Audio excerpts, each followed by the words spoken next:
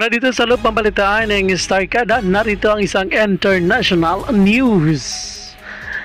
25 katao ang patay sa nangyaring sunog sa isang nightclub sa India. Hindi bababa sa 25 ang nasawi sa nangyaring sunog sa isang nightclub sa Goa, India. Mabilis na kumalat ang apoy sa kisame hanggang sa tinupok ang gusali. Batay sa inisyal na investigasyon ng mga pulis, gas cylinder ang posibleng pinagmula ng apoy. Ngunit sa pahayag ng Prime Minister Pramod Sawant, indoor fireworks ang mitsa ng sunog.